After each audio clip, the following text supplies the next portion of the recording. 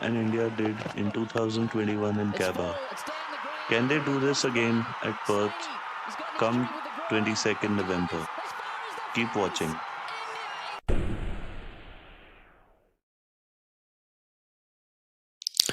Hi everyone, this is Samit from TalksonGround.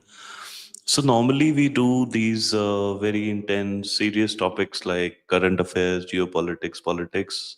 But today we are going to review and preview the Perth test in Australia between India and Australia. This is a five-test match series starting in just 2 days. And me being a cricket lover, I thought this will be very interesting for you.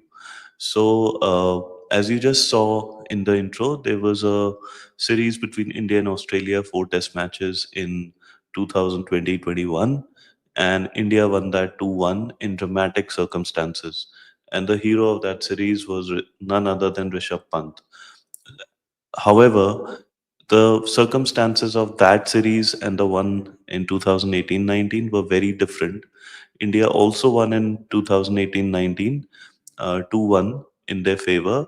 But doing this again this year will be quite a challenge.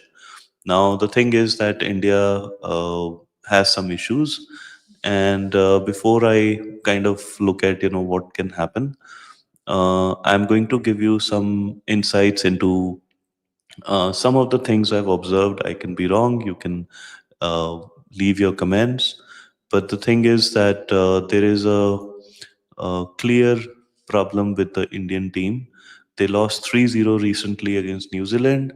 So it will be very difficult to see how India can go to Australia within 3 weeks and then beat them at in their own conditions. Australian team is much more settled than the one in 2021 and 2018-19. There was a controversy around ball tampering, which affected the captaincy of Steve Smith and so on, and there was a lot of other things that happened. While for India, things were pretty good, so that is one reason.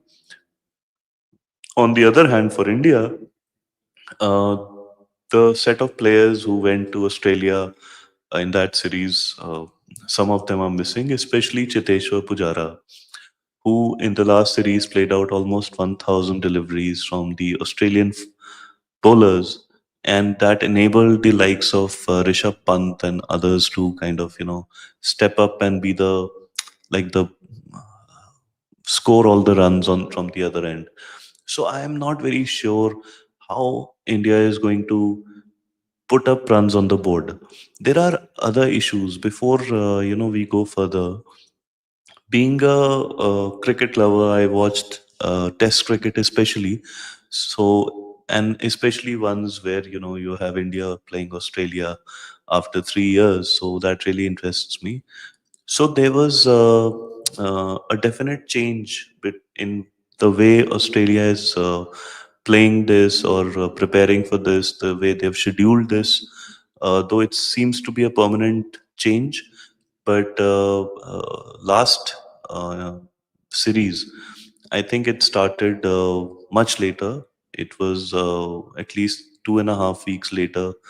The test series started, I think, December 9th or something, if I'm not mistaken. And then in uh, the fourth test match ended almost like middle of January. And here the fifth test match will end early January. So there is a clear 1 month difference.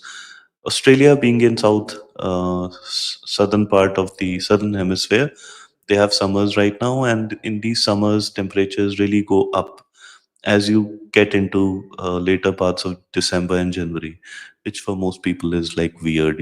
I mean, December is cold, but that's how the southern hemisphere is.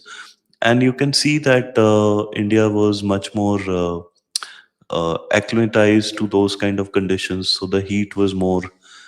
So that's the first change. So this time the test matches are starting from November 22nd. The same thing will happen when England travels to Australia. So it's not like they're doing this only to India. So it's probably some sort of a permanent change, at least for now. The other thing is the sequence of the test matches. So first you have Perth, then you have Adelaide day night, and then you have Brisbane. And then you have the Boxing Day, 26th December, which is a standard test. 2nd January, Sydney is also like a standard test, which always happens every year. So these first three tests are going to happen when the temperatures are cooler, and in Perth, the conditions are very polar friendly from a bounce pace perspective, and they are planning to leave a lot of grass on the wicket, which will also make it move around. So that should be a make for very different kind of series. Finally, there is also a new Kookaburra ball. So they use a slightly different ball compared to India or uh, say England. So their ball used to get like pretty flat after 15-20 overs, and wicket taking was difficult. You also have to notice that all the fast bowlers Australia is producing now and who are playing for Australia, they're all tall fast bowlers. And it cannot be a coincidence. They're always looking out for someone who's quick but is also tall. Because after the ball gets old, you can't extract anything by just pitching the ball up. There's no swing that's going to happen unless it's the day night test. So there is going to be some difficulty for the Indian bowlers, uh, once the ball gets old, unless they put in a lot of effort. And in a five-test series, it's going to be quite difficult, especially for the quick men. There is also a change in the way Australia is batting now. So there is Travis Head and Mitch Marsh in at 5-6, and then you have Alex Carey. So these three really strengthen the batting for Australia, and Pat Cummins comes and plays some important innings from time to time. And at times, Stark comes and blasts a few here and there. So I would say that, this Australian, the conditions, the scheduling, the ball, all of these things are very different from 2021. And if you look back to 2020-21, when India won, they lost the first series, which was a day-nighter in Adelaide, if I'm not mistaken, and the ball jagged around a lot, and India packed up for what, 36. They lost the match even after, I think, taking a lead in the first innings or whatever. Getting out at 36 means they couldn't maximize on the lead, and that 36 happened once the moisture in the wicket had dried out and there was a lot of pace and bounce. And being a day-nighter pink ball, it was moving around. So pace, bounce, and swing. So, however, India came back. Virat Kohli returned back, and then Rohit Sharma joined from the third test onwards after the COVID quarantine, whatever. And India was led by Rahane, and there was definite issues within the Australian camp. I think Smith not being captain and all that. So there were issues with the Australian team. This time there are no such issues. Pat Cummins is a very good captain. He seems to find a way of winning matches, even though he's not a natural leader, but he tends to win. So that's that.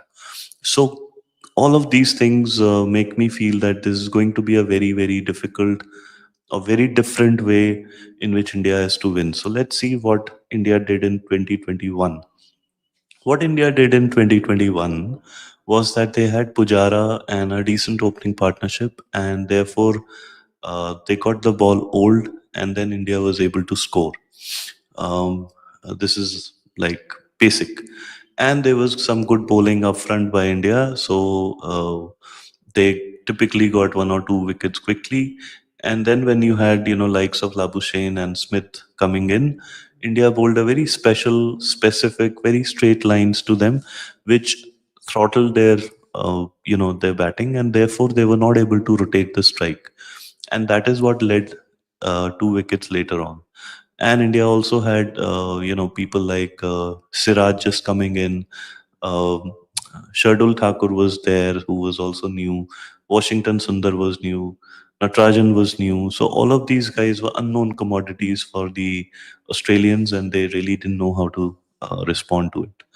And eventually, a big chase, 360 something chase in the final test on the final day, few balls remaining, India won because of Rishabh Pant.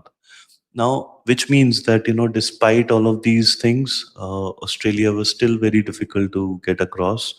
The fast bowlers bowled a lot of overs because the wickets were much flatter. Now, in this series, the wickets, as I mentioned, because of the weather, number one, because of the ball, number two, number three is the scheduling. So, all of these three factors will change the way the game was played. I don't think this will be a high scoring affair at all until the fourth or fifth test. And therefore, in the first three test matches, you're not looking at 400 scores, you're looking at 300 or less, or maybe 350. And that is where I think, in my personal opinion, Australia has given India a chance. Now, before I tell you how that chance was given, let's look at what happened in India New Zealand series. Where do I think things went wrong? I think number one, India seemed a bit demotivated or dejected, or there was some internal team issue with this vice captaincy going to Bumrah, and there was some issue with Ashwin. In my opinion, that is what, and the new coach and captain dynamic, that is what put India off, and that is why there was a lack of spark. And India's opening bowlers floundered. India's opening batsmen floundered, and that is why by the time you were always chasing the ball, and there was a 46 all out as well on what I would say were much better wickets than typical Indian rank turners. Though these turned, they were not breaking up in the middle. They were looking okay, though they were stern. So what happened is, I think the team alignment, the team motivation was not there, and the opening didn't work because Rohit got out early in almost every game, and Bumrah and Siraj didn't, or even Akash, they didn't pick early wickets except in one or two innings. Now, what that did was it put all the pressure on the other bowlers, and the other thing India didn't do well, and one has to look at Rohit's captaincy for that. They didn't stop the rotation of the strike the way they had done in 2021. And for some reason, they allowed a lot of singles and this and that. They were focused on stopping the boundaries, and I thought that was the wrong way to go about it. If India repeats these mistakes, as in they are flat in the first 5 overs, whether batting or bowling, the series can go even 5-0 against India. However, I do think with the change in captain, the change of location, the fact you lost 3-0, and now you kind of are have your backs to the wall, some of these things will not have matter or happen again. And the team selection was also not right. India played too many spinners when the conditions warranted a third seamer also at times, especially in the first test. So, having said all this, I think the key way in India for India to win this match, uh, let's talk about batting first. When you're batting in these conditions, you cannot have a Pujara-like approach. So India will not miss Pujara in this series. Not from a blocking the ball perspective, they might miss him for his solidity and run making ability, for his ability to rotate the strike every now and then. So I don't think that's a miss. What will happen here is that you will need guys to come in and score a game changing 50, 60, 70, and India has enough players to do that. So you have a Pant, you have hopefully a Jurel, you have maybe a Jadeja, even Jaiswal from the top. So the moment you get these 50s, 60s, and India can cross the 25th or 30th over without losing, say, more than 3 wickets, you're in the game. However, you were never going to get too many runs from your lower order, lower as in 8, 9, 10, 11, in these kind of conditions. So you are going to have to bowl and come back and bowl, within a single new ball as in 80 overs. So you are going to have some pressure on your fast bowlers, and that is why you need to pick four of them. Whatever be that combination, who will I go with? I will go with Bumrah, of course, though he's looked off color, and I'm really worried for him now. Um, I will not pick Siraj based on his form. I will play him in Adelaide. I will let him stew in this with this drop right now, and I will pick Harshit Rana, Nitish Kumar Reddy, and it's a choice between Mukesh Kumar, what's his name, Akash Deep, and Prasid Krishna. I might go with Krishna because of the bounce he can get. Uh, if it's very green, uh, day after tomorrow in the morning, and there's seems moisture on the wicket, I will be tempted to go with Akash Deep and Mukesh both, or even Siraj. I know Mukesh is just in the reserves, but I'm assuming he can be selected in the 11 on some pretext. And I don't mind going with Siraj also. So you'll have Bumrah, Siraj. If you're selecting these two, then I select Harshit Rana or Krishna. In this, I will probably prefer Rana from whatever I've seen of him. He's more accurate. He's not up and down like Krishna. Krishna seems to bang the ball short and then follow it up with a very full ball. It works at times, but it can be predictable. And I haven't seen him evolve that much, so I'm sorry. Maybe I haven't seen enough of him, but I will go with Harshit Rana. He's an unknown commodity. Australians do tend to take a bit of time to adjust to a new bowler. So I will pick Nitish Kumar Reddy as well. Because from what I understand, both these guys can stick to a line. Because the third and fourth bowlers are really there to keep a tap on the run rate. I'm not looking for them to pick wickets. They just need to hold their lines so that the Aussies go after them and get out. So I will pick these two. I can. It's okay if you change this lineup a little bit, but I'll be very very disappointed if you go with just three quicks because it's a long series. As I said, the changeovers will be quick, so you need recovery time. So the fewer overs you bowl, the quicker you recover.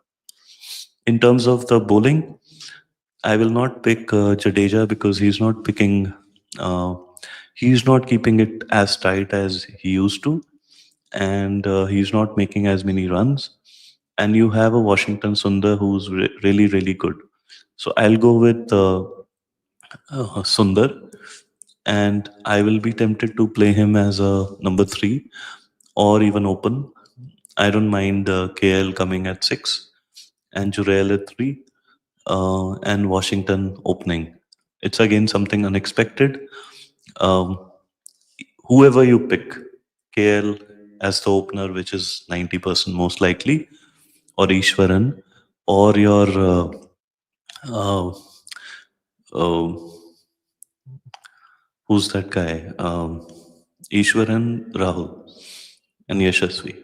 The expectation from my side is they will not survive 5 overs. The first wicket will fall in these kind of conditions. If they do survive and without giving any chances, then it means the wicket's not too spicy or the Australians are not bowling that well. So that becomes a whatever. So I am willing to sacrifice one wicket at the top, but I'm going to surprise the Australians with a tall guy, just like Cheswal, who's a left-hander, which changes their plans, and he can attack the short ball. If he gets out, he gets out. So Washington comes in. Now the Jadeja factor can come in. If Washi opens, then Jadeja can be at seven or six, whatever. Then you have Jurel at three or KL at three, and then you have Jadeja at seven, and then you have the four quicks. So that'll be my side, but I will definitely open with Washington Sundar. I am amazed that this has not been considered by the Indian team. I have seen him bat. I'm sure they have, and he's a guy who can really rack up a score. He can score a 30, 40, which is good enough. That's what you'll expect from a Ishwaran or a KL Rahul in any way, or even a Rohit Sharma. Of course, I'm not saying they're equal players, but I'm saying in a low scoring game, lowish, mediumish scoring game, it's fine to, or take a bit of a risk.